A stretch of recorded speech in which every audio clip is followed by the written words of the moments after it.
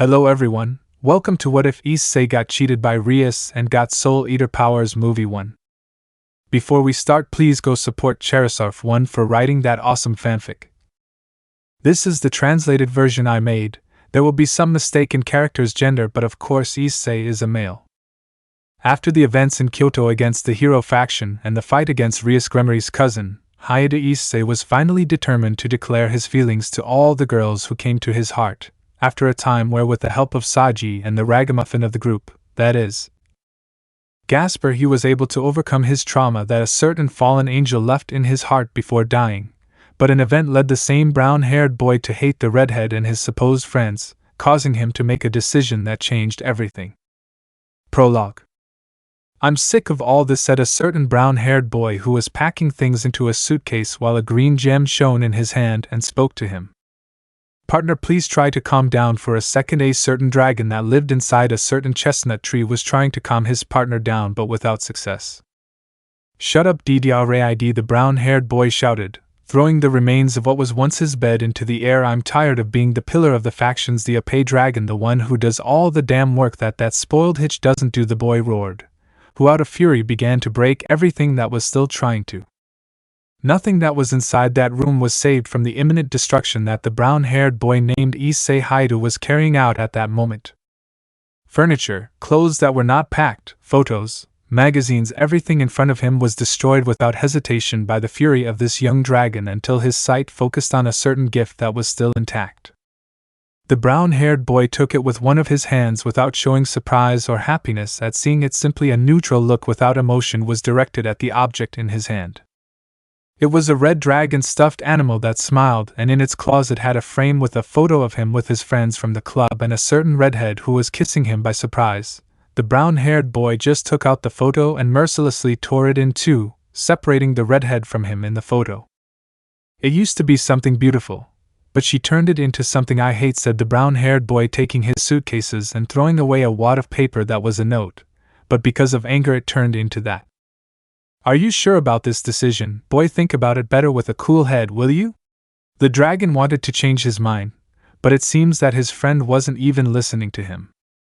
I have already confirmed this to Azazel-sensei, and I do not intend to back out. I will start again, and I promise that your honor will be back at the top, my friend, and thanks to that I will be free from this nightmare. Without further conversation, the brown-haired boy left the place that was once his home.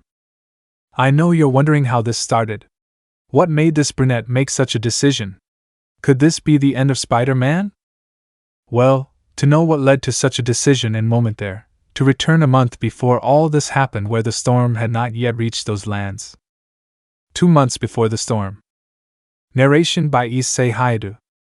It all became a nightmare for me. I can't stand this anymore, and I can't stand seeing your faces every day, and even more so when I hear your damn voice. After the fight between my mistress Rias Gremory's entourage against her cousin and entourage, at the end of it all I was able to be honest with what I felt, and right there in the club I declared my love for her, which was reciprocated, ending with a kiss full of mutual love between the two. Or so I thought. After a week being a couple, which was one of the best of my life, where I had 4 dates with my beloved Rias, adding our time as a couple, where in private she let me play with her breasts, and I let her pamper me until I couldn't anymore. It was a perfect week until everything came to an end.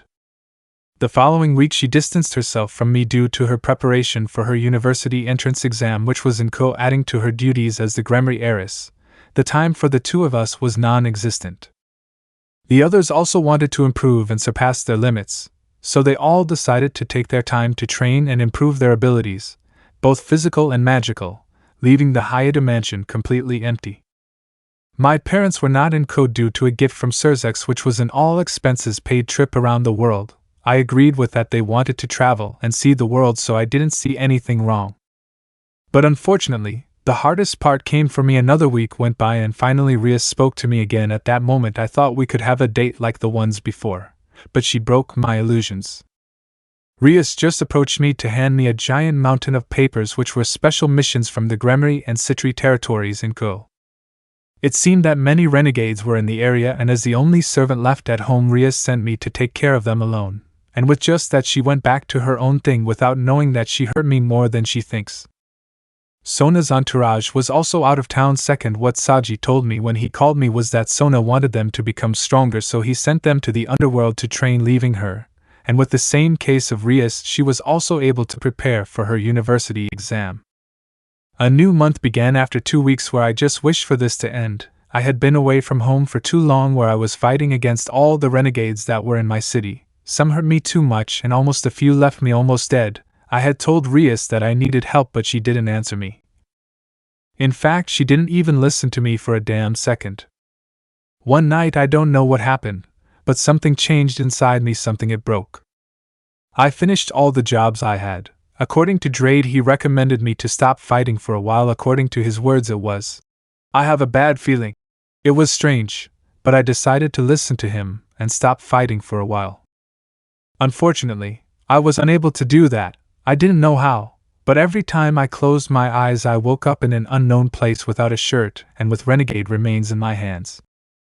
I began to be afraid of what was happening to me and tried to talk to Rias, but the unfortunate woman only sent me more work, and the other leaders couldn't help me either due to their jobs. I was alone. I had no one, not even my friends could help me. The academy was not helping me either, thanks to my reputation as a pervert. The insults that I always ignored were now affecting me very negatively, leading me to start having outbursts of anger, and unfortunately one of my friends was a victim of them. I was suspended by them, and Rias didn't even bother to ask. She had gone to the underworld a long time ago, and I couldn't take it anymore. Explode. The anger came out of me without any warning, and the first to be destroyed was the entire entertainment room that was in the deepest part of the mansion, followed by the hallways that led to my room, where the walls were filled with the marks of my claws, and as a final scene, my room. After destroying half of my things, I calmed down enough to be able to talk. I didn't want this anymore. I don't want to be this. This isn't even my home anymore, and I can't stand it. My phone rang, and when I looked at it, I noticed that Azazel was calling me. I didn't hesitate to answer, and he spoke to me very calmly, as if no problem was going through his life while my life was going down the drain. According to the sensei, he was working on a new project related to the fictional idea of traveling to another dimension, which to my surprise he managed to make a reality, and he called me to ask if I wanted to be part of this project, that is, be his test dummy. 2 paths went through my mind. The first was that if the project worked, it would mean that I could have what I was looking for, a life from scratch. The second would be that the project would fail, causing an explosion that would end up killing me or sending me to a hospital where I would be on the verge of death. Whatever the option, I ended up accepting it, and so begins my mission to start from scratch. End of Issei Hyoudo's narration. Gregory territory. Thanks to the training he had with Akeno before she left to train, Hyoudou Issei calmly arrived at Gregory while still remembering those moments with Akeno when he trained with her, although it still seemed strange to him that she trained him without any kind of clothing. But his compensation was when she explored him with her hands. Let's just say that she didn't arrive a virgin when she got married. But letting those moments pass, the brown-haired boy, using his ability with magic, puts his suitcases in a small pocket dimension and thus hides any trace of what was about to happen in due time. He walked calmly through the corridors of the huge building where he was being greeted by some fallen angels who passed by him, and one or another girl winked at him. But after a while he arrived where he wanted to be, Azazel's laboratory. Well, here we are, no more turning back, he spoke to himself while he gave a light knock to the door, and the voice of the dragon spoke inside his head. Partner, are you really going to do this? Even though Drade didn't let it show, he was quite worried about the boy's emotional state, and also about the decision he was making now. Issei didn't answer. His silence was more than enough to be a clear answer for the dragon. The only thing he could do was pray for his friend, and that what was happening now in his current and unstable state was only temporary. A few seconds later a clip was heard, which was the sound of the door lock before it opened and revealed an Azazel in a white coat and mad scientist glasses. Just the person I wanted to see. How is my favorite student? Happy Mind Azazel put his arm around the boy and drew him closer to the door. I'm fine, I guess, somewhat uncomfortable by the affection of his sensei. The brown-haired boy just let himself be carried away until he was inside the room. This sensei is 100% sure that everything will turn out well, right? Your calm, nervous self, Issei, Trust me, you are 98% sure that everything will turn out 100% fine. With a confident smile, he closes the door once the two were inside. And after taking a few steps forward, he separates himself from the chestnut and then, with great confidence, presents one of his greatest inventions. Admire Hyoudou Issei, the invention that will take us beyond our universe. And as if everything was already well rehearsed, a spotlight turned on to illuminate a large machine, leaving the brown-haired boy impressed. That is. Yes, it is, said Azazel, standing by his side again. Thanks to the support of the Alliance's resources, I managed to create a dimensional portal that will take us to other worlds that we do not know about. Wow, that is very interesting. But Sensei, how? Before he could say anything else, Azazel answered him. This is a secret project, Issei. Leaving the funny side, Azazel looked at him seriously. Don't take it the wrong way. The other leaders know about the project as well as Ajuka. But your mistress Rias and the others don't. Only you know of its existence. But why me? Not understanding 100% of why. Because I trust you, boy, and I know that you are not so stupid as to tell this to others, and that is why I chose you. With that said, Azazel went to what seemed to be a thirst for control and began to write something on the central computer, leaving Issei behind. When the brown-haired boy heard those words, he began to reconsider his decision.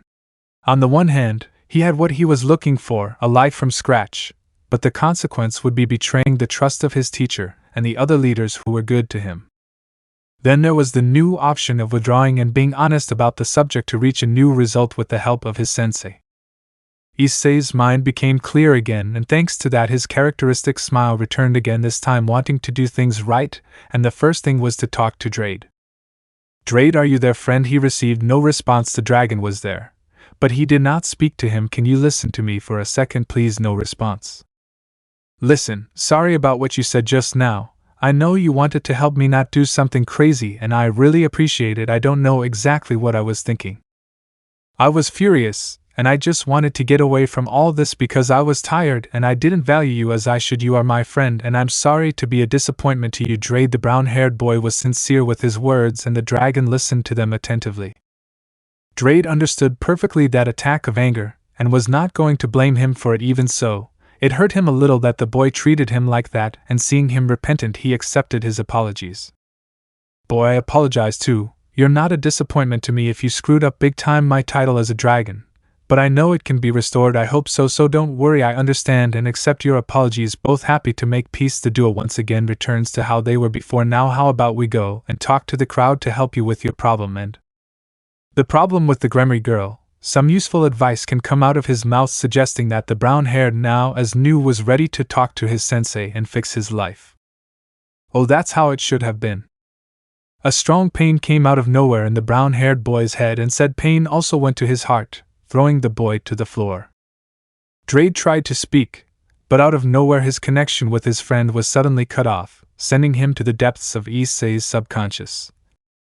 While the brown-haired boy was in agony of pain, his eyes changed from their classic hazel color to emerald green, along with the strong negative feeling that made him stand up, and his previous personality returned. Azazel had finished doing what he had to do on the computer. He was so focused that he didn't witness what had just happened with the brown-haired boy, but once he finished his job, he left the command post and went with Issei. I'm sorry for the delay. I need to complete a few things so that the machine works perfectly, Azazel said, noticing that the boy had his back turned to him. Is everything okay, kid? At the question, the brown-haired boy turned around, and with a smile a little different from his current smile, he answered, Yes, sensei, just excited about this, pretending to be fine, which convinced the crowd, who burst out laughing. Ha ha ha, that's the attitude. Come on, it's time to get this baby going. Happy the crow went to turn on the machine, and the brown-haired boy went to his assigned place, ready to leave that world, or well, one side of the brown-haired boy. Hyoudou residence. A large magic circle with the Gremory crest manifested in the center of the room, where Rias Gremory's entourage made an appearance, where most did not hesitate to drop to the floor of the room, where only a few with enough strength reached the sofas that were 2 steps away from them. Akeno Himejima was one of those who managed to reach the couch and dropped her luscious butt onto the couch cushions. Malshin, she cursed exhaustively. If I had known that training with my father was going to be so hard, I would have preferred to become a housewife. You're not the only one. Akeno-senpai. Kaneko was the other person who came to the sofa with her face buried between the cushions of the chair. It was total hell. The other companions were so tired that they did not want to get up or talk. Only a moan of pain came out of their mouths, still stuck to the floor. But one unfortunately had to get up, and that was Asia. I have to go to the bathroom. With anxiety, the blonde got up from the floor and walked slowly to the stairs to use the bathroom, leaving the rest alone who, determined to rest, each closed their eyes to sleep right there. Kaya! A loud scream alerted everyone who remained in the room. With the strength they had left, they stood up and went up the stairs, finding Asia on the floor and a destroyed hallway. What the hell happened here? Zenobia said as she looked at the scratched walls and the remains of the furniture that was there. This looks like a movie scene, commented a frightened Gasper, looking at all the chaos until he noticed something. Wait, that isn't the door to Issei-senpai's room. Everyone upon hearing that looked in the same direction, noticing the smashed door, and without a doubt went to the chestnut's room, finding it in a mess, leaving everyone in shock. But what happened here? Kiva said, noticing the photo split into two that she took with both hands. You don't like this? I don't like it at all. What is this? Ross also noticed something, and that was the crumpled letter that Issei left. Once the silver-haired girl was fixed, she read it in silence before getting excited and looking worriedly at her team. We must go with Azazel and Rias right now, Ross said as he formed another magic circle on the floor. Huh, why? Asia asked, confused, just like the rest were the same as her. I'll explain on the way. If we don't go now, we could lose Issei-kun forever. With those last words, they left the Hyoudou residence and went to Gregory. With the last thing on the minds of all the members of the Gremory entourage, they left praying that nothing bad would happen to their beloved friend/partner/lover, while worry overwhelmed them, and they were not prepared to say a bitter word goodbye. Chapter 1. Narration by Rias Gremory. How could I summarize my current life? That is an interesting question, especially if we add a couple of things to this current result of my life. If we add the fact that I am already a university girl plus an heiress of a well-known family and having a wonderful boyfriend who always leaves me satisfied in bed with that huge shotgun he has, so much that it makes me want to, I say that it makes me want to do, if that not the fact of wanting to be split in two or end up in a wheelchair for my man. Unfortunately, my life went from bad to absolutely worse. Literally, my own father took advantage of the fact that I was already a university girl and had the necessary experience he himself, and without my consent, began to send me his work with the horrible excuse that it was part of my training as the future heiress of the Gremory family. There is literally not a day that goes by that I don't want to go to my house in the underworld, break down the door of his office, and shove all these papers in there, damn it. But since I was a civilized girl during the day and a lioness for her male at night, I decided to leave my complaints and start doing my job. It was easy at first, then everything went to hell little by little. I had my time with my beloved Issei. We had dates, couple moments at night when we were alone. We did it until we were satisfied, and the sweetest gestures were when he let me experience certain experiences that I wanted to do with him without anyone getting in the way. His sweet words, his actions that made me feel special always, and taking me everywhere, literally the perfect man. But as everyone says, good things never last forever, and that's how it happened.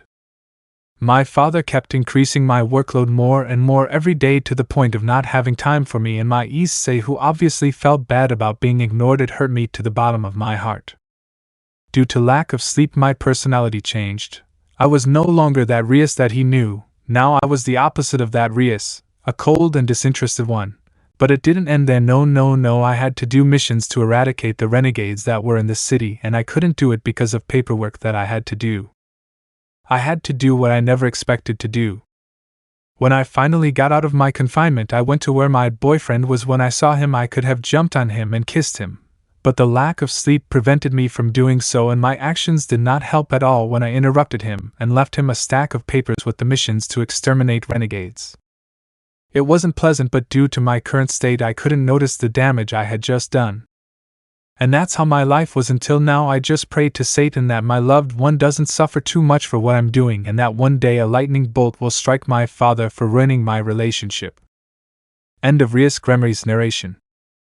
When Rias finally finished the 10th pillar of pallets, her face hit her desk in defeat when she saw that once again her father sent her a large amount of paperwork to complete for her, and not for her father, who was her responsibility.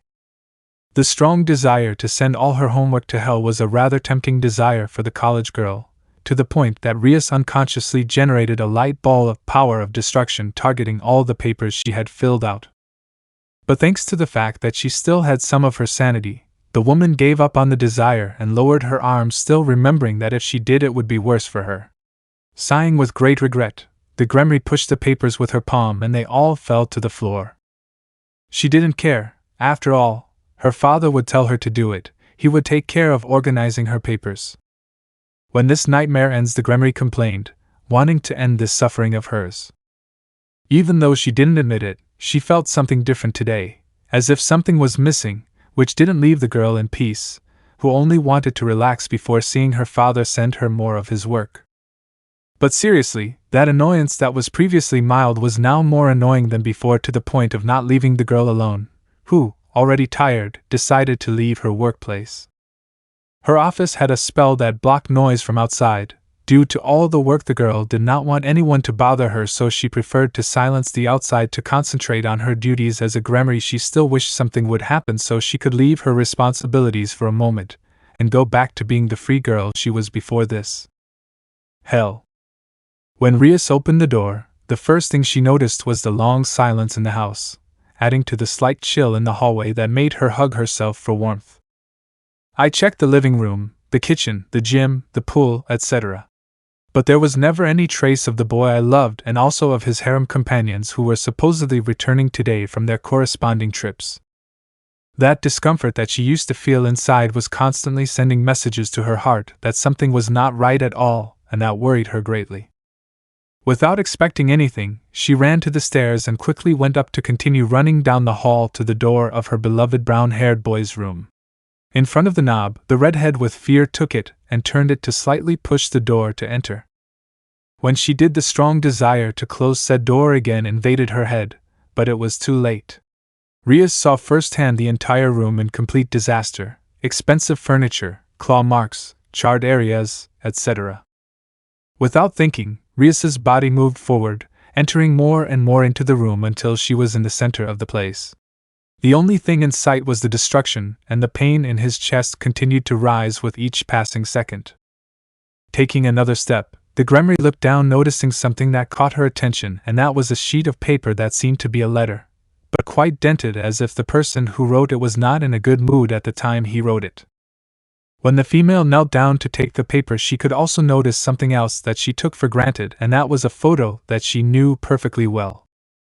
The destroyed room. The photo turned into two, and the horrible feeling that invaded her from within led the redhead to only one thought, a thought that she hoped was not real, and when she read the note, that thought filled the Gremory's entire head.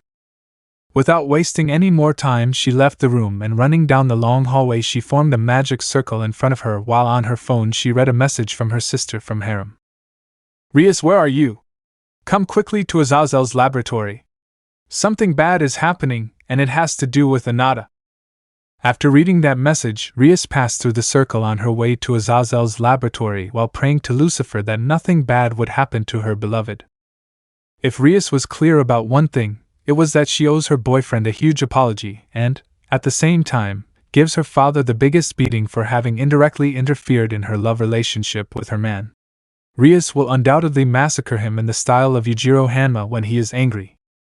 While that was happening in the Gremory mansion, a certain redhead felt as if death was at his side. The sensation of feeling like he was in his grave did not leave him for the next few hours.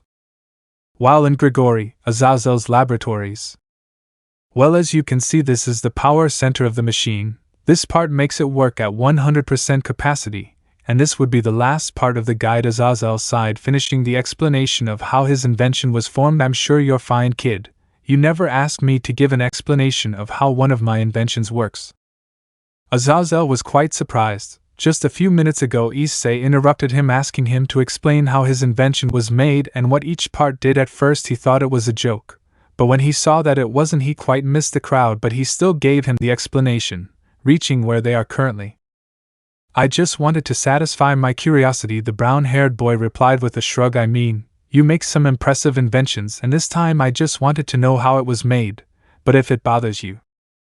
Nothing like that, kid, Azazel quickly interrupted him. I just thought it was a little while is all. How about we get this baby going? Sure, I don't see why not. Issei gave way to Azazel, who went to where the computer was to start the portal. While Azazel was distracted, the brown-haired boy's eyes flashed green in a second. He placed his palm on an area of the engine, and a crest with the dragon symbol formed in just seconds before disappearing as if nothing had happened. Ready. With this I made sure he can't find me, he whispered to himself while feeling some annoyance in his head. That dragon is quite annoying, but by the time he recovers his bond this will be over. Issei, Azazel called him from the computer. You can stand in front of the entrance of the portal. In just a few minutes it will be up and running. The brown-haired boy just acknowledged and walked until he was in front of the huge halo with Nordic runes that began to flash light, a clear sign that everything was working. What was going to happen next would define the fate of the pillar of the factions, and the question at hand was, will there be anything that can stop it? Meanwhile, in another part of Gregory, Akeno Himejima, Queen of Rias entourage, was the one leading the march of the present group that ran through the long corridor of the building. Before that, the group appeared in front of Berekiel's desk inside his office without warning. The aforementioned was going to speak to find out what was happening, but his daughter got ahead of him when she grabbed him by the collar of his shirt and asked him no, begged him to tell her where Azazel was. Without knowing what was happening, he only led the way to the crow's secret laboratories, to which Akeno did not waste her time and began to run, followed by her father and companion. During his life, Berekiel never saw his daughter that way, and if any of this had to do with the boy who stole the heart of his only daughter, then how should a father give that boy a serious talk?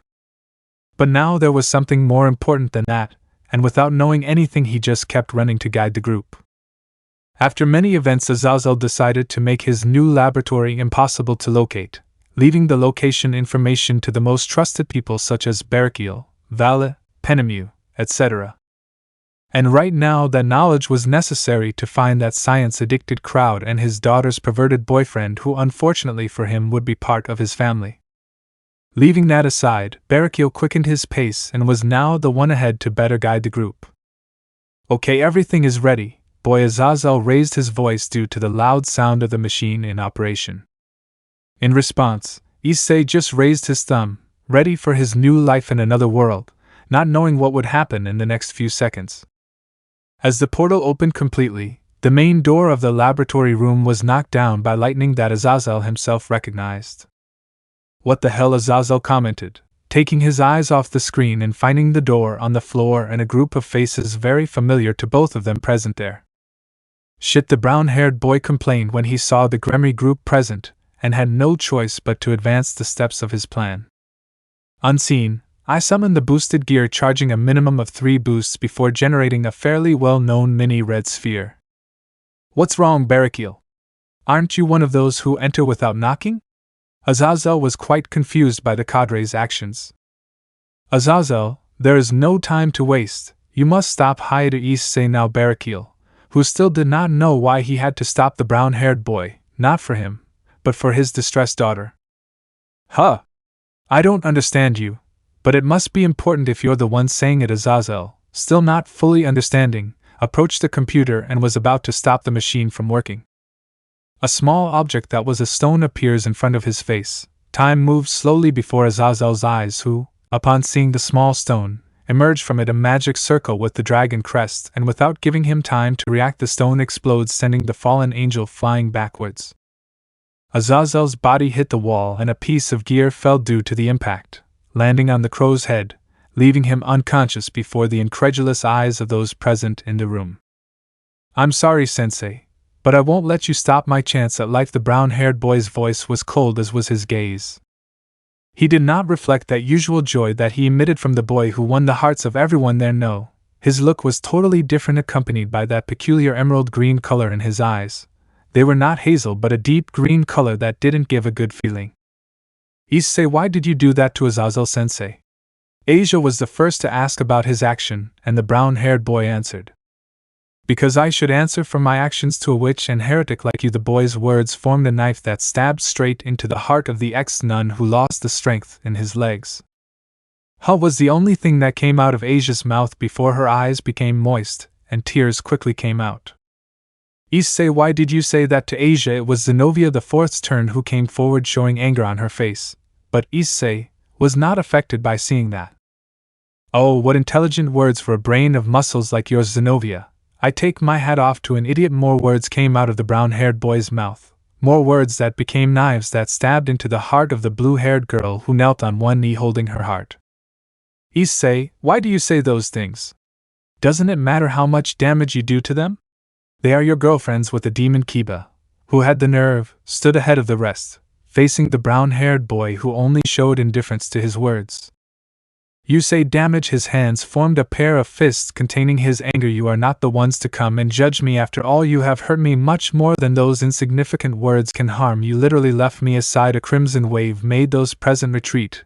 While the portal finished opening, I will no longer be your stupid dog. I will no longer obey your stupid orders, and my first decision will be to permanently distance myself from you. The portal was almost ready.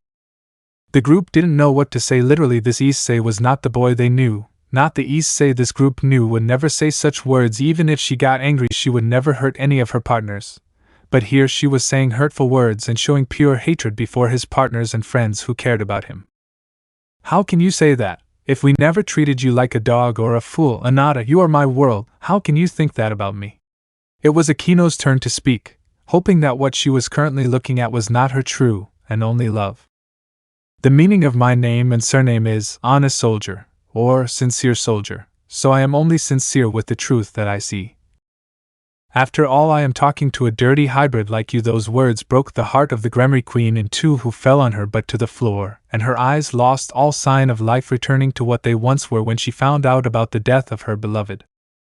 Miserable Betrayal, who could not bear it any longer, and even without understanding what was happening, did not think about it, and went against the boy. Maybe he would forgive his perversion, but he would never forgive his actions and words that would negatively affect the heart of his only daughter.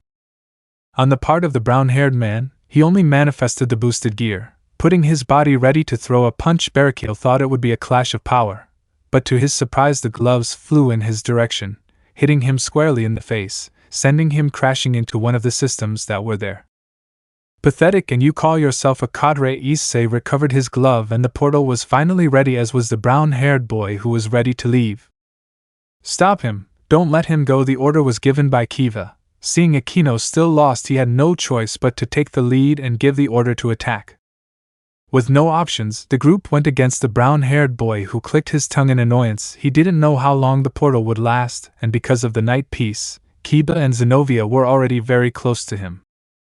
I guess I should say goodbye properly, the brown-haired boy spoke quietly, but thanks to the demon's senses the duo heard him loud and clear. Kiva and Zenobia tried to back away when they saw the brown-haired boy's eyes shine, but unfortunately for Kiva he was closer, and he couldn't stop his friend from taking action against him. From Issei's back the tail of the balance breaker manifested, and in a quick movement it hit Kiva's hands, forcing the blonde to drop his sacred demon sword, which was taken by the brown-haired man's hand. Goodbye. With a cold farewell, Issei turns the sword and lowers it straight into Kiva's leg, stabbing the Gremory Knight's sacred demon sword through the middle. Kiva was going to scream from the intense pain that manifested in her leg from having her sword buried in her leg, but she fell unconscious from a blow from Issei and his boosted gear that gave an increase before Kiva's body rolled down the stairs that were previously climbed by the brown-haired boy. With two more boosts already available, the brown-haired boy aimed at Zenobia, sending a weak but strong dragon shot that Zenobia blocked with her ex-Durandal, which managed to cover her, but the impact and power made her retreat until she hit the ceiling of the laboratory, being trapped right there. You two are pathetic. You're not capable of hurting me, and just the fact of holding back your attacks gives me the advantage to finish you off. The brown-haired boy just looked at where Zenobia was trapped, and out of the corner of his eye he noticed the other members of the group approaching. I don't want to waste my time with you anymore. With a snap of the fingers, multiple magic circles manifested throughout the room, revealing the crest of a dragon. Issei, what is this? To everyone's surprise, Ravel was the one who asked, since as far as she knew her beloved could not form a massive amount of magic circle, and more so with this load of magic. Well, a man must have a hobby, right? And mine was perfecting my magic circles so I could do all this.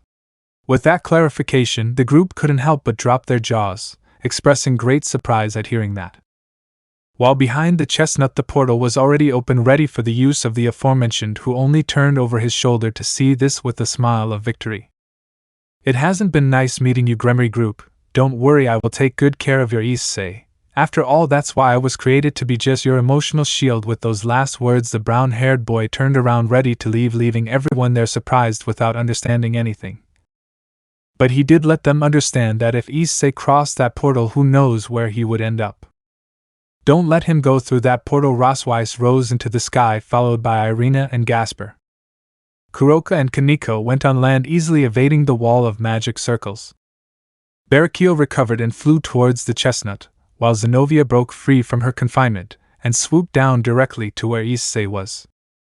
Time moved slowly before the sight of everything, including that of the brown-haired boy, who was only seen smiling, and from his boosted gear a very familiar reddish light for everyone formed at the tip of his fingers.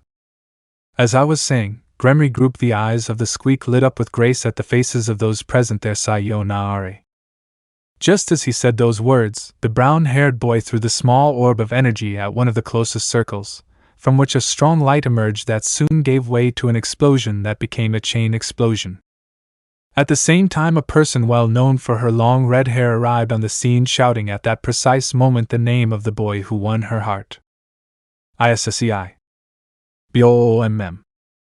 The loud sound of an explosion echoed throughout the area near Azazel's secret laboratory, covering everyone present inside that explosion except for one who undoubtedly passed through the portal that was destroyed shortly after by the force of the explosion. And so Issei Hyoudou left his world, permanently. Or so it is believed. Chapter 2. Narration by Rias. It all happened so fast. Rias Gremory, current heiress of the Gremory house, was currently lying on the floor where there once was a laboratory. After that explosion, all those who were near the portal took most of the impact of the explosion, leaving them in bad shape, but not to the point of dying. The few who still kept a distance were only thrown back, being stunned by the strong blows to their heads when they received the impact of something solid behind them. But they were much better off than the others. While Rias still hadn't gotten up from her spot, staring at the ceiling, Asia was in charge of healing everyone who was near Issei, especially Kiva and Zenobia, the only ones who received the discontent of the brown-haired boy who, by the way, was no longer in that world, or else, in his world to be exact. I shouldn't have neglected him, Rias thought, extending her hand, grabbing the ashes that fell like snowflakes in winter. It's my fault. Rias accepted, surrendered. She didn't even bother to move from there. It wasn't necessary to be someone smart to not see the chaos that was the room.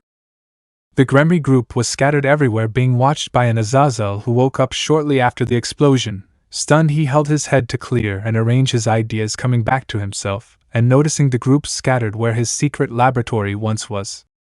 What the hell happened here? Azazel looked around and found Beerus with his back turned, holding the shoulders of his daughter, who was apparently in a state of living death. Looking further ahead, he found little Asia healing the leg of little Prince Kiva, who was gritting his teeth from the throbbing pain in the affected area, and next to him was Zenobia, who was the first to be healed by Asia at the request of Kiva, who was the second to be healed. To finish the search, Azazel looked at the Gremory still on the floor with his gaze on the ceiling. He approached her and asked her the most obvious question that the redhead could see coming. "Where is the boy?" For her answer, Rias just closed her eyes, used her arm to cover the upper part of her face, and gave her answer. "He left my Issei, left to who knows where," were her only words before letting out tiny sobs as she felt the shell of her heart break, letting out the rivers of sadness and pain within her heart. Azazel, for his part, just sighed and stepped back. Things were not going well, and unfortunately for the entire security known as Issei Hyoudou, he disappeared. Serzex and Michael are definitely going to kick my ass when I tell them what happened. Frustrated, Azazel called the first aid team and the cleaning team to clean this place up. Today was certainly a shitty day for everyone, but the question here was, where did Issei Hyoudou end up? That question that everyone was asking in their heads. More precisely, Rias was the main thinker of that question. "Issei, my Issei, if fate does not bring us together again, will you be able to give me the chance to apologize and also to love you?" Rias Gremory was going through a very unpleasant experience, and only wished she could fix what she broke. Fate has changed. Look inside forward, the bond that pride has modified. While in the case of a certain chestnut tree. Partner, wake up, what are you waiting for? Wake up, you idiot! Drade's voice echoed throughout the alley where Hyoudou Issei's body was. Buried in a pile of garbage bags, Issei Hyoudou was deeply asleep to the point that he couldn't hear the dragon's voice coming out of the boosted gear. Drade, after so many attempts, was finally able to reconnect after being forcibly sent deep into the brown-haired man's subconscious. He didn't know who that person was. He looked like Issei, but he wasn't the perverted brown-haired man he knew. No, this Issei was darker. But leaving that aside, adding to the fact that Issei was not there with him, the dragon tried to call his friend, who apparently did not respond, and his snoring led to a point where the dragon could not contain himself any longer. Snore zzz, snore zzz. Drade tried to be patient. Snore zzz, snore zzz. The chestnut's snoring was louder than before. The arrow was reaching red and the claws from the boosted gear moved slightly. Snoring zzz, snoring zzz, and for more comedy the place shook from the loud snoring coming out of Issei's mouth. And Drade's patience limiter exploded, and the boosted's fist rose into the air along with the brown-haired boy's entire arm. Damn sleeping vermin, get up now! The boosted gear fell on the brown-haired man's stomach, and finally Issei Hyoudou woke up from his sleep. My friend, what's wrong with you? Drade, Issei, ignorant of the situation, scolds his dragon companion, who still, without letting out all his anger, began to hit the brown-haired man's face without being aware of the action he was doing right now. What's wrong with me? What's wrong with me? And I'll tell you what's wrong with me. Damn idiot! Drade lashed out at the brunette, who covered his face with his free hand. You, of all the things you could do, how could you accept such stupidity from the damn crowd? I'm sorry, he apologized, but that didn't stop the dragon. A sorry doesn't solve anything, and you know it. Drade grabbed him by the neck and slammed him against the nearest wall. You're an idiot from head to toe, you know that, right? I know, faggot, I know, and stop hitting me with my own hand. Wait, since when can you control my arm? Now being free from Drade's fury, the brown-haired boy was aware of the dragon's actions, who incidentally also noticed that. It's true, I can control your arm. Shocked, the dragon opened and scratched the brown-haired man's hand, seeing that he had great control over it. Issei thought of an idea, deactivated the boosted gear, and having his normal hand, the boy had control back. But when he activated the boosted gear again, he lost all control of it. I see, then if I have the boosted gear active, you have control. But if it is not activated, then I regained control of my hand. It was simpler than he thought, and Drade agreed, and all it took was a dragon taking out its fury on a perverted teenager. Who would have thought, or not? Putting aside their mutual anger as a couple, the duo left the alley, but not before the brown-haired boy removed the banana peel from his head. Once outside, they checked the surroundings and found a completely deserted street accompanied by the night and the spectral silence that made the chestnut's hair stand on end. Drade, where the hell are we? The brown-haired boy asked, letting his nerves out a bit as he spoke. I don't know, but this place doesn't stop emitting that paranormal vibe. Even if he didn't admit it, Drade also felt the scales on edge and couldn't relax. Better be careful, partner. This place doesn't give me a good feeling, the dragon finished saying, and the brown-haired boy agreed at what he said. The two continued moving through the streets, trying to find someone who could help them orient themselves. The main idea was to know where they were and then think of a survival plan to stay in this unknown place. And despite noticing it, neither of them said anything about the big smiling moon that kept chuckling, adding the strange sensation of the moon's eyes as if it were watching them every second they spent out there. Damn, that's how it must feel to be a girl, I guess, the Hyoudou thought with disgust as he couldn't stop feeling the moon's gaze. Just move forward and try to ignore it, it's easier this way, but please speed up your pace. I'm having a hard time staying calm too. With both of them in agreement, the boy put his hands in his pockets and quickened his pace to lose sight of the moon. Thanks to the help of a large building, the present duo was able to relax by no longer feeling watched by a chilling being like that moon, and leaning against the wall, the brown-haired boy began to think again. Let's see, as far as I remember, the last thing I saw and remember was that I changed my mind about continuing with the plan to travel to another world. But I don't remember crossing the portal, and I don't remember talking to Azazel either. This is very confusing. The brown-haired boy took his head with his free hand while the boosted gear remained active. You don't remember anything else? The brown-haired boy shakes his head. This is strange. After everything you did, I thought it was you who did it, but it seems you weren't aware of your actions. Wait. Actions? What happened while Drade was not conscious? The brown-haired boy's face showed confusion, but above all concerned, and the dragon did not know whether to tell him or not. Maybe he was offline, but at least he could see the boy's memories before everything suddenly vanished, and from there Drade didn't know whether to tell him the truth or not. Well, it's a bit difficult to talk about. Boy Drade hesitated to speak, and that doubt only worried the brown-haired boy more. What happened was that be careful. Taking quick action, Drade, having temporary control of Issei's arm, pushed the rest of the boy's body to the side and put himself as a shield, avoiding a sharp blade that was going straight for Issei's head. The crash was so powerful that it sent the duo backwards, causing Issei to fall tail first onto the hard concrete floor. Ouch, what's wrong with you, Drade? The brown-haired boy complained about the dragon's action, but when he looked up he was able to find the reason for his action. Drade, I apologize, and what the hell is that thing? First, apology accepted, and second, I have no bucking idea. But he is not friendly. Drade and Issei looked at their attacker, and it was clear that he was not human. An unusual body with large, blade-like claws, a mask sewn into the face, a pointed nose, and clothing resembling an exhibitionist. Kiki, I see that you were faster than my claws, but that was just a stroke of luck. The abnormal being spoke to the duo, while in his other claws he carried a kind of white orb with blue and light blue. What is that? Issei couldn't help but see that striking orb, and the abnormal being looked at him strangely. What's wrong with you? It's the first time you've seen a human soul. Kiki, with a beginning of confusion, only to mock at the end. The being looked gracefully at the boy, who was with eyes wide open upon hearing what he said. You said soul. Now the brown-haired boy diverted his attention from his attacker only to see a trail of blood in a corner, and on that blood there was a corpse. It can't be, it's like a renegade demon. Kiki, today must be your lucky day. Not every day one dies at the hands of the great Jack the Ripper. Ha ha ha. That voice bothered the dragon, and also the brown-haired boy. Issei had no time to stay scared in his place. He already lived through shit much bigger than that thing. The supposed Jack the Ripper was equivalent to having a stone in his shoe, and the brown-haired boy was not going to let him get away with it. Besides, there was only one Jack, and that Jack was the same one who killed Hercules. May he rest in peace. At this moment there was only room for fighting. There would be time to think about all the mess he had in his head. For now he just wanted to fight and get some revenge.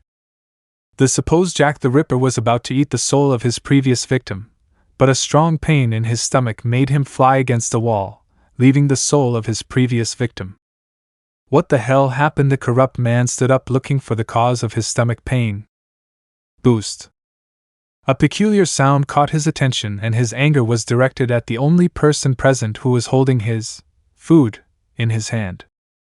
If you want this, you must first walk over my dead body, showing a serious look, the same look that he only uses in a few cases where the same brunette is angry or upset. That can be fixed. Damn bastard. Jack throws himself against the brown-haired boy, and he uses the boosted gear shield to avoid suffering from the blades. Kiki. I really hate that laugh. It reminds me of that idiot Freed, the brown-haired boy thought with annoyance before kicking the supposed Jack in the knee. GHT. I got you, the brown-haired boy shouted as he gained 2 more boosts and landed a sideways blow straight to the renegade's face, who crashed into the wall again. Is it just me, or is it not as strong as I thought? That's because this thing isn't as strong as you think. Adding the fact of being part dragon and the training you had with Tanny makes you someone quite strong without the need for promotions and the power of a pawn. What Drade said made sense. So many experiences lived in the field of combat had their benefits, and the brown-haired boy wasn't going to waste them. Okay, now I'm powered up. Excitedly he collided both fists, and such action activated something unknown to the duo, since in just a second another boosted gear was formed in the brown-haired boy's right arm. Wow. Note: in case I was wrong before, the boosted gear is on the left arm like in the cannon. The thing is that I get confused very often with that end of note. Drade, this function was before or what? The brown-haired boy himself was excited by the new improvement, but he didn't erase his doubts about it. No, that wasn't there before, but it's better for us, so don't waste any more time and hit it hard, buddy. With Drade's words of encouragement, Issei was more than determined to finish off the supposedly Jack, who, by the way, after being stunned, went against the boy full of fury because his pride was hurt, and he was not going to let that go. With a shower of attacks left and right, the brown-haired boy managed to cover himself and evade Jack's blades, who kept attacking while the brown-haired boy covered himself and dodged, damaging his classic clothes like his red shirt. "Hey, idiot, you ruined my favorite shirt!" The brown-haired boy grabbed a light pole and without hesitation used it as a bat to hit Jack to the point that in one of his blows he destroyed his blades. "And oh, my weapons!" the corrupted man complained when he saw that his weapons were destroyed. "You won't need them anymore, because where you're going they're not necessary." The brown-haired man charged more power, preparing a dragon shot to finish off Jack. While the aforementioned, seeing himself cornered, had no choice but to use Plan B. Using what was left of his knives, he hit 2 other light poles that exploded and caused a flash that cut off the brown-haired man for seconds. When he regained his sight, he could only see that Jack was no longer in front of him, and, hearing a noise to his right, he found him climbing a building to escape. "Not there, you're not going to escape," the brown-haired boy shouted, starting his chase. "Don't let him escape, mate. If you do, more victims will lose their lives because of him." Now with more reason, the brown-haired boy used his body augmentation to reach the roofs and keep up with Jack the Ripper, unaware that his fate was about to take him with 2 other individuals near his current location. Damn, it wasn't supposed to end like this." The corrupted one descends from the roofs to continue running through the streets. Because the chestnut kept up with him, Jack had to evade his attacks, causing him to be unable to escape properly, and without many options he changed direction, losing the chestnut for a while. During his escape, Jack could see another woman wandering the streets, and an idea came to his head. If he could kill that woman, then he would get a soul, and if he eats that soul, his power will increase. With that in mind, Jack lunges at the woman, who unfortunately reacted late, and the only thing she managed to see was the demon Jack above her, ready to kill her. Jack raised his claws to end his life, but the peculiar one caught his attention, and that made him leave his victim aside and focus his attention on the 2 presences that were higher up on the steps of the great staircase next to him. "Huh!" Jack looked at the 2 individuals strangely, and thanks to that distraction the woman crawled and ran away from the scene. Damn, it was a disgrace for the demon. "I found you," and his misfortune did not end there. Unfortunately for the renegade demon, Issei had found him, and before he could even look at him he received the enormous impact of a double-leg blow from the brown-haired boy, who now had his legs covered by the parts of the balance breaker armor. All in full view of the 2 individuals who were not expecting the second presence of the chestnut tree, who did not seem aware of their presence. "You're not going to escape from me a second time, idiot. Now I'll send you to the other side." Once again the brown-haired boy clashed his fists, generating sparks, and to Jack's irritation this was the last straw. Without thinking, the demon launched himself at him, ready to bite him and end Issei's life, but the aforementioned had other plans. From the boosted gear a powerful emerald glow emerged, and from it came the demon-killing sword Ascalon, which was held by the brown-haired man's hand, and in one movement Ascalon detached both of Jack's arms with a single slash. "Ag," the demon complained, who a few seconds later was decapitated by the same weapon that he took off his arms. Because of his trajectory, he exposed his body so much that Issei was able to quickly cut off both arms thanks to the increases that strengthened his body, thus allowing him to obtain more speed, and using that to his advantage, he also took his head, declaring the winner to the chestnut, who turned his back on the loser of this fight, having as only witnesses the duo of teenagers who were above. Jack the Ripper's body turned to dust, revealing his soul, but unlike the white soul that Issei had on his jacket, this one was red and gave off some malice. "And this?" The brown-haired boy fearlessly took the soul and then took out the other to compare both souls. "They are the same, but at the same time different. Anything to comment on, Drade?"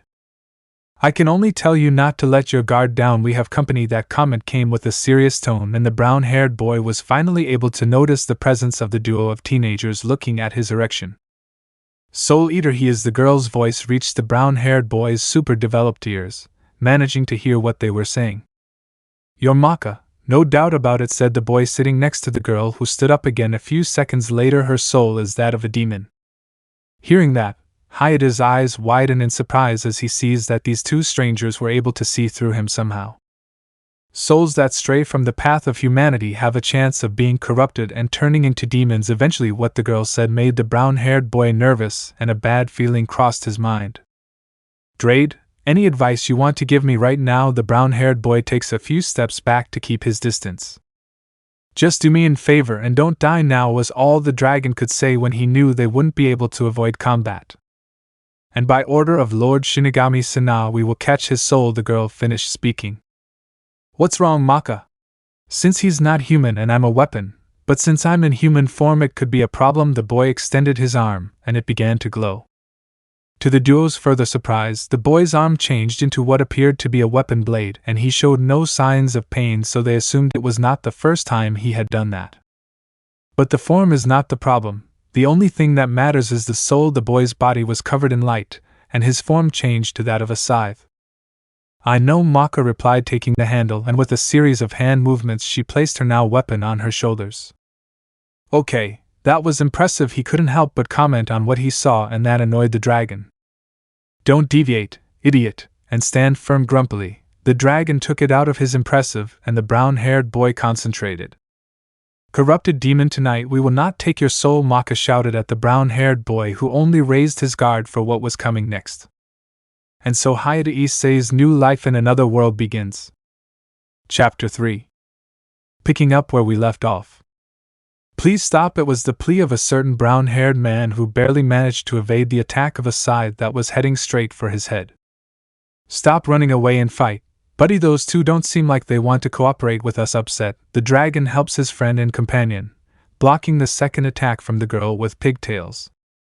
After finishing off the cheap copy of the serial killer Jack the Ripper, a duo of teenagers almost the same age as the brown-haired boy appeared out of nowhere after the fight.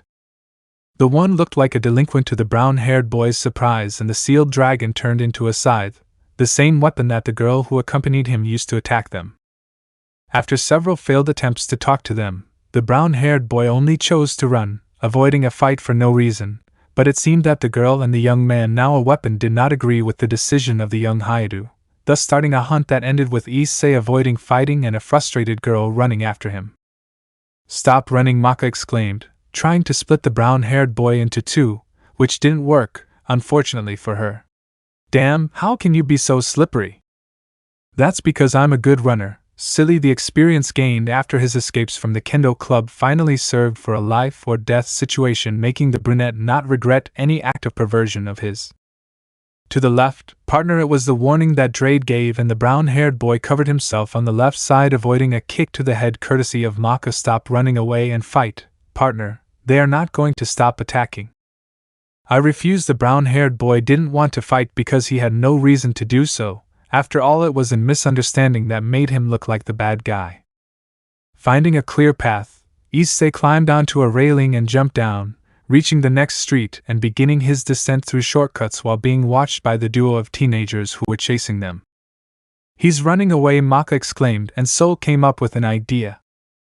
Maka, launch now. Maka looked at her partner somewhat confused, but realizing it after a few seconds, she understood the idea. The girl copied the brown-haired boy's action, gaining momentum and jumping over the railing. Once in the air, she stepped back and threw her scythe with all her strength in the direction of Issei. The brown-haired boy landed back on the ground, luckily for him, but his senses warned him of the danger approaching from behind. Drade, the brown-haired boy exclaimed to his sealed companion. On command, already accustomed to his new control, the dragon made the brown-haired boy spin around himself to gain momentum, and with the acquired centrifugal force, the booster gear and the Soul Eater scythe collide in a clash of power. Both Drade and Soul gave their all in that clash of power, with Drade emerging victorious as Soul lost impact forces, causing the scythe to eat the earth, and the gauntlet to emerge as the winner of the contest. You need more than 1,000 years to be able to surpass a dragon like me, Brat, the dragon boasted of the young weapon who returned to his human form as a means of defense, since he was very close to the enemy. Don't brag so much, damn it, I'll show you that a guy as cool as I can beat a weakling like you and become the best Death Scythe that can exist, the young eater exclaimed with arrogance and determination in front of the duo from another world who were confused by the boy's words. A death what thing? Issei asked without understanding what the boy was referring to. But there was no time to ask because Maka appeared from behind and hit him with a kick that sent him flying. Ida, that hurt, he complained as he landed back in the trash. Good move, Maka. Now let's finish this once and for all. Soul turned into a scythe again and fell into Maka's palms, who with a slight movement of her hands got into a combat stance. Never doubt my soul, Maka spoke with a confident smile to her partner. It's time to finish him off and obtain his corrupted soul, the young woman announced, ready to obtain her 99th human soul. Yes, Soul confirmed to Maka's words. Both young men in their journey through life had acquired a total of 98 corrupted souls, being a great advance for both who longed for greatness. Soul wanted to be the best death scythe that could be in history, while Maka wanted to be the best master of the scythe like her mother. Both goals connected and the bond of both was strong, and even having a lot to learn, the two were ready for any challenge that was put in their way. But what both boys did not count on was that their luck had run out the moment they provoked the dragon's wrath. Coming out from the trash again, the brown-haired boy fiercely threw aside the banana peel that was resting on his head. His patience had reached its lowest point, and his calm turned to anger, which was noticeable when he saw the young man frown as he faced the duo of young people who were in charge of taking him to the limit. With kicks he sent the garbage bags that were blocking his way far away, and keeping a good distance from the young duo, the brunette shared a few short words with his friend sealed in his crimson glove, because the next thing he was going to do not require a cooperative talk. Dre, do you remember that before I didn't want to fight with these guys because of a misunderstanding of the situation, right? The boy's question had an obvious answer, but the dragon answered anyway because he was already ready for what was to come. Yes, I remember, partner. The next thing that happened only generated more excitement for the dragon. Issei without hesitation clashed his fists, and the second gauntlet manifested in his wearer's free hand to the delight of the Welsh dragon. Well, to hell with it, the brown-haired boy exclaimed, annoyed, in a combat stance. If they don't listen with words, then let them listen with their fists. That's the spirit of a companion dragon. Show him your strength. Drade was elated. The dragon also prepared to fight alongside his companion in the first encounter in a new unknown world. Facing each other, both sides awaited their opponent's first move, with Issei being the first to move against his adversary. Maka was ready to block the first attack and then counterattack and end the fight, but a particular sound caught her attention, and the girl's danger sensor resonated in her head, and she wasn't the only one who felt it, as Soul also warned her partner of the danger. Boost. Maka, take cover was Soul's warning, and Maka moved to a defensive position using Soul to cover herself. Promotion changed to Rook. A tower piece was formed from the gem, and the brown-haired boy's physical strength increased at the same time as the brown-haired boy landed his first blow against his opponent. Maka felt overwhelmed by the difference in physical power, and even though she gave her all to withstand the impact, her legs ended up giving way to the brown-haired boy's strength, and she ended up being sent flying through the air until she stopped against a wall that she luckily managed to avoid. Are you okay? Soul asked, a little numb from the blow he received. If I am alone, I'm caught off guard, Maka replied, suppressing the discomfort in her foot. How is it possible that he suddenly became so strong, if we had him on the defense? Maybe he was just pretending to be vulnerable to learn our movements. You know how they are when it comes to hunting human souls. Maka doubted that possibility. If what Soul said was true, then this demon that was in front of them was quite a threatening one. Here it comes. Get ready, Maka. The scythe master prepared for another blow courtesy of the brunette, but he had another plan in mind. Issei made it seem like he was going to throw another punch with the same fist as before, but in a way that was unexpected for Maka. The brunette changed stance at the last second to throw a kick in the direction of the weapons master's head, who managed to narrowly evade the brunette's kick by millimeters. In a spin, Issei tried to land a blow that was blocked by Maka, who tried to cut the Hyoudou in two on one side, but Drade predicted his move and moved his partner's arm to block the cut. The boy tried to connect several japs that were deflected by Maka and Soul, who followed the rhythm of the brown-haired man's attack, since Issei's blows were hard but they were also slow, giving Maka the opportunity to take distance and counterattack with Soul. Comrade, you've already gotten used to the rhythm of the tower. I advise you to change promotion before they attack. Drade's advice was well received by the brown-haired man, who agreed in confirmation. I know that, Drade, but these two are pretty good in close combat. If I had to put an exact level, I would say that the girl called Maka is at the same level as Irina when we fought for the first time. He spoke in a serious tone at the situation they were both in. Demon and Dragon looked for a solution to the conflict they were in.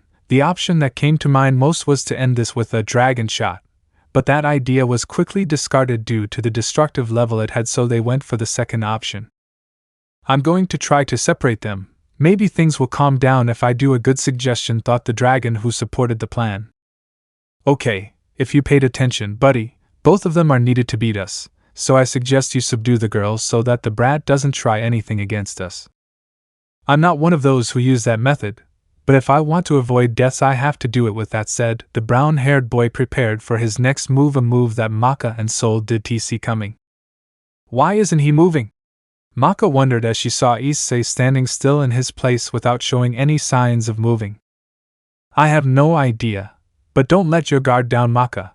We already saw that this guy isn't normal. Soul warned without letting his guard down in front of the boy in front of them. Can you see something inside him other than his soul? Soul's question was answered in the negative, frustrating the scythe in the process. Not everything remains the same in his soul, even those details that are next to his soul. From the point of view of Maka, who used her soul perception, looked inside the brown-haired boy, finding his soul. A brown-haired soul with 2 demon wings on one side, followed by a second soul connected to the first, and 8 chess pieces that resided in the young man's soul. This was the first time that Maka saw a soul as peculiar as the brown-haired one. It seemed more like a normal soul than a corrupt one, and that made the young woman doubt, who unconsciously had lowered her guard.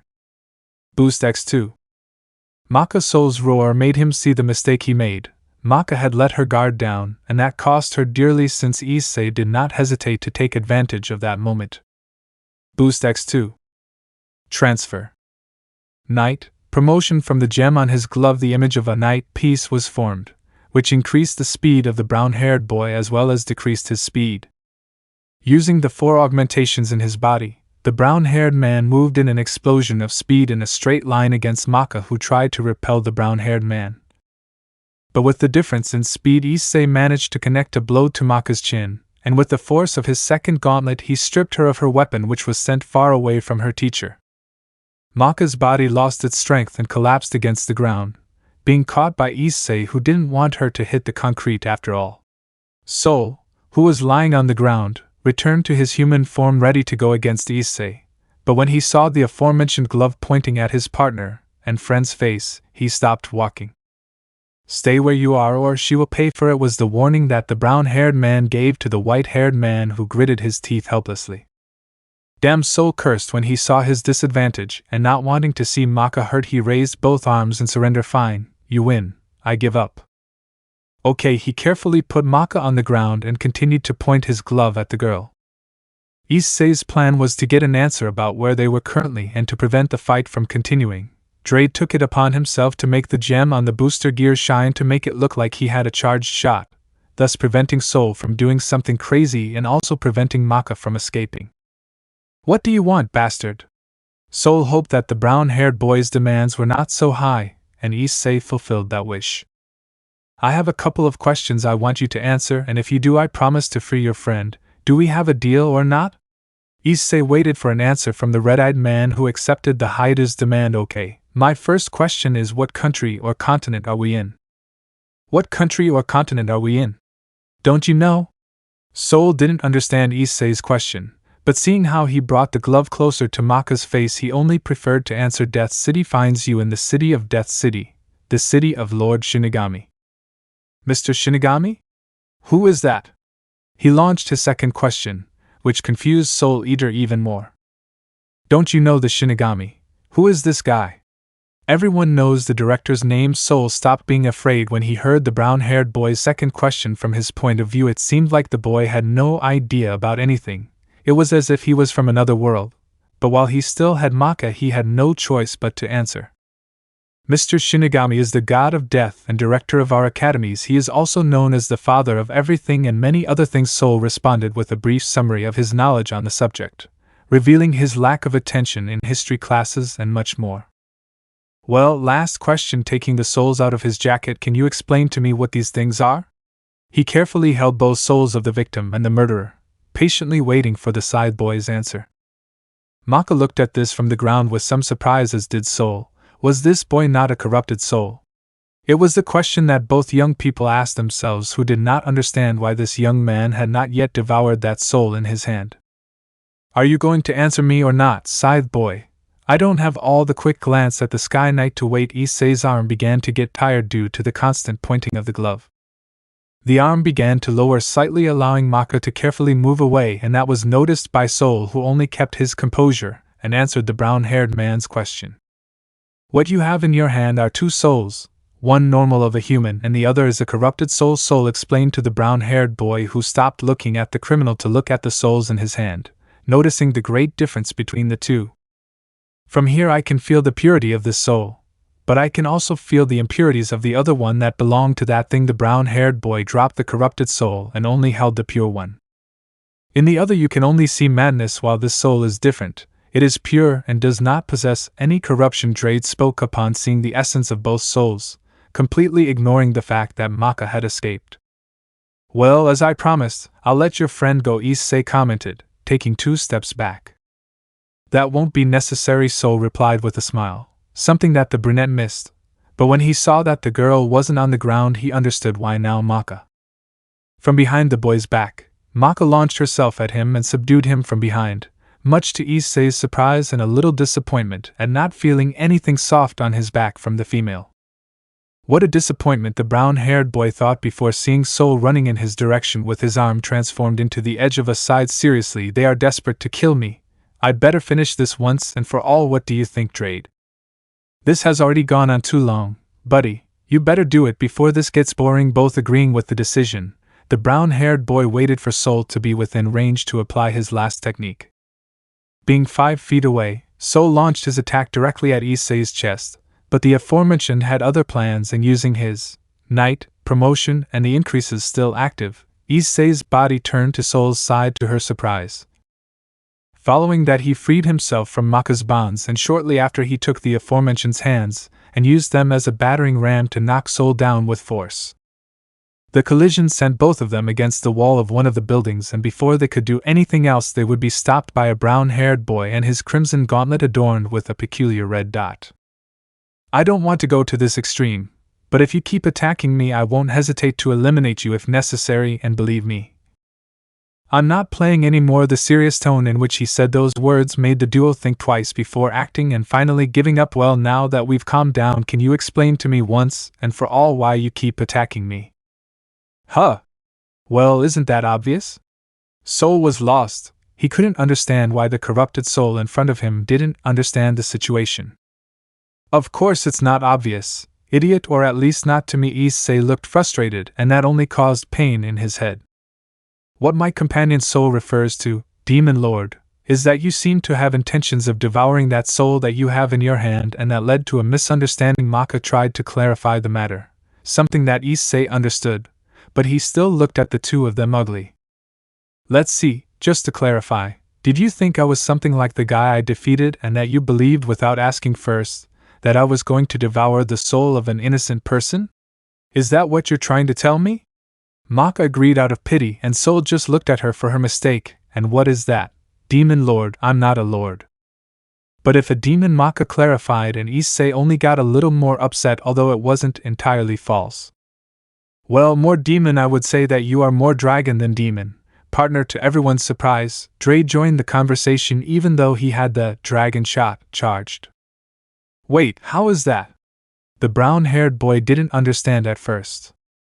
I mean, now it seems that your demon essence is lower and your dragon essence is higher, partner. Something must have affected your body, and I have no idea what it was. Although Drade's words did not sound good, they could not be said to be bad either, but rather neutral. Maka and Soul only listened to the conversation because the topic caught both of their attention, stopping lying down and both sitting on their knees, still being threatened by the brown-haired boy. But both of their curiosity, or rather Maka's curiosity, made her ask about something in particular. Excuse me, Maka called the duo's attention. May I ask what you mean by dragon essence? Oh well, that's easy, girl. My partner is a dragon and I am one too. But older, was Drade's answer, and Soul didn't seem to believe it. That's absurd, they can't be dragons. Dragons don't exist, Maka. Soul commented, refusing to believe his words, but Maka seemed to think it over a little better. Even if you don't believe it, Soul, if you think about it, That might explain the change in power added to the aura he emits and also the amount of power that little sphere on his knuckle has for each enumeration. Maka turned pale, finally noticing that this boy could have killed them whenever he wanted, and that did scare her. Please, Maka, are you going to tell me that that little sphere over there is lethal? A guy as cool as me doesn't believe such nonsense?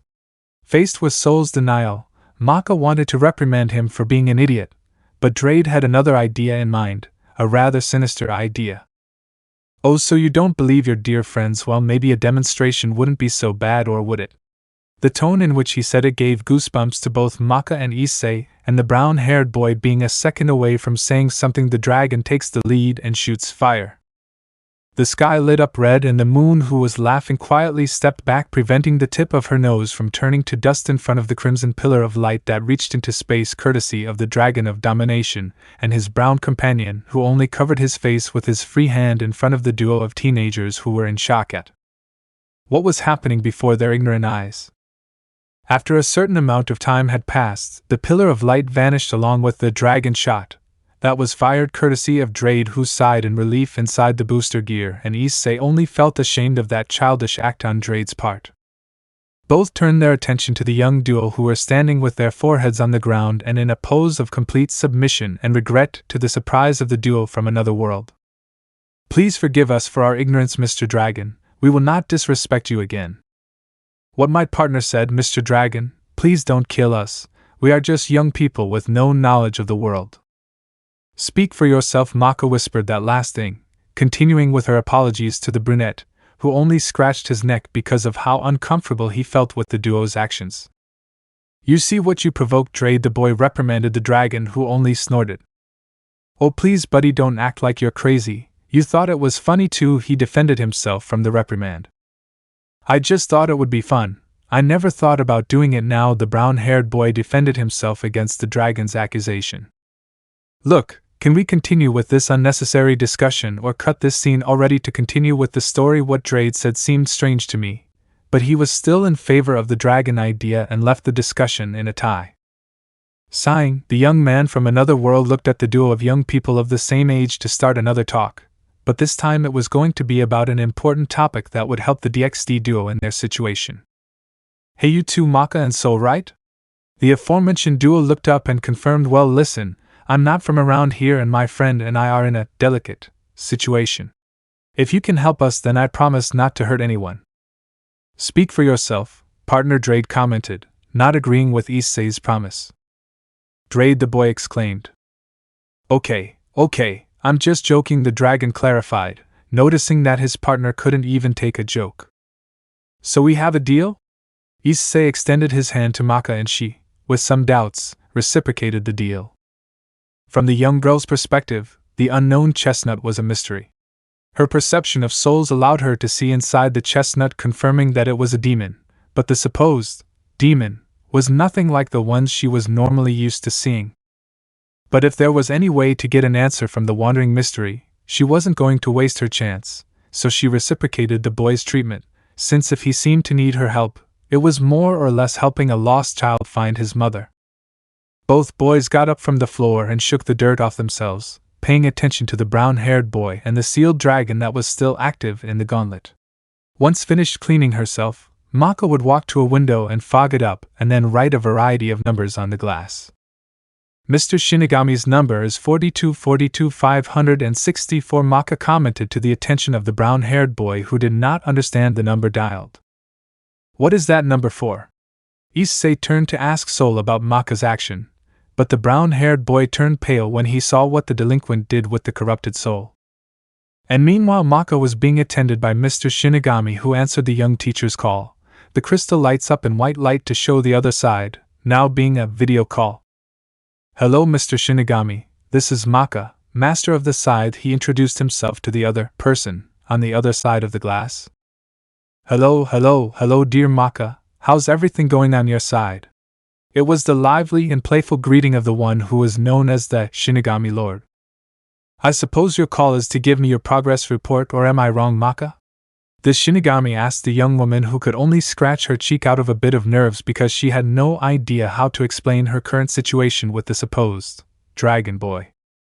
Well, about that, Let's say we found a problem, Maka commented, thinking of a way to report what she experienced minutes ago, but some screams caught the attention of Maka and the Shinigami. Hey, what do you think you're doing? Soul exclaimed as he was grabbed from behind by Issei and Drade, who were applying the Heimlich maneuver to him.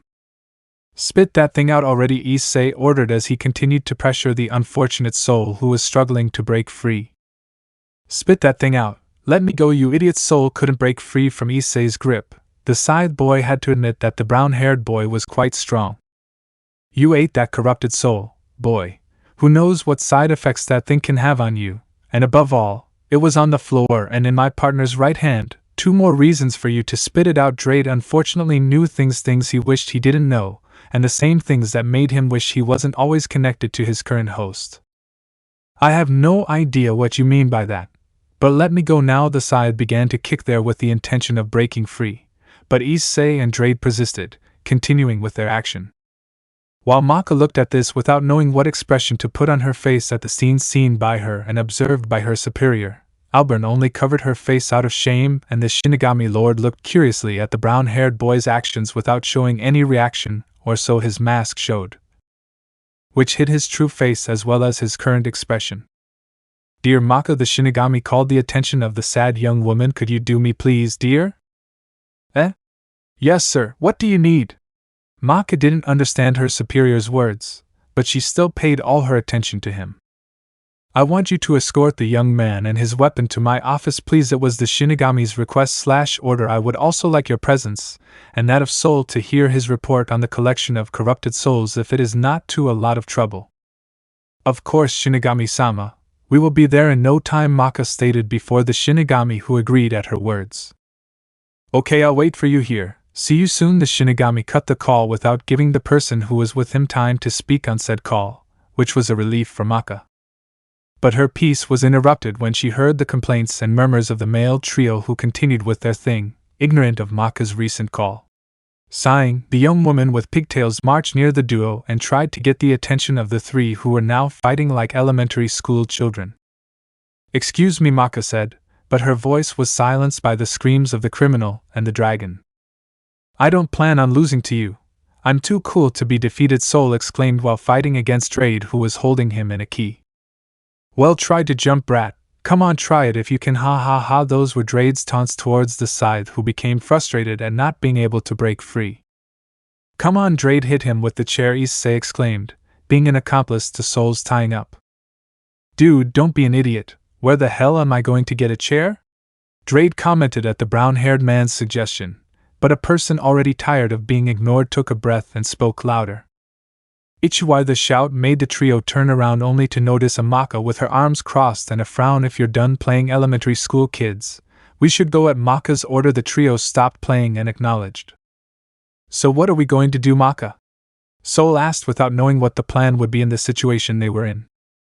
Sigh, the first thing that will be to delay the search for the 100th soul, with that the delinquent assignee to his misfortune, and the second thing that will be the first thing we will do is go to introduce Issei to Mr. Shinigami. The second took the DxD duo by surprise. Are you sure about that? Soul was not convinced by the idea, but when he saw Maka's eyes he knew that what was mentioned was not optional. These are direct orders, Soul. Her comment was serious, and when she looked at the brown-haired boy, her seriousness decreased a little. Listen, I know we started off on the wrong foot, but I ask you to please accompany us to the academy, if it's not too much trouble. It was the request given by Maka while the duo had a short internal chat. What do you think, Drade? Should we go? As for the brown-haired boy, he had no problem going, but he hoped for his friend's opinion. After all, they were both in the same situation. On the one hand, it may be a trap, but on the other hand, a solution to the little information we have at our disposal.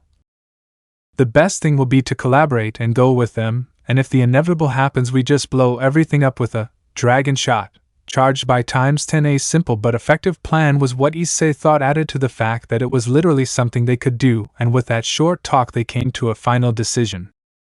Okay, we'll go with both of them. Issei's words were a relief to both boys who were expecting the worst, but in the end it turned out well.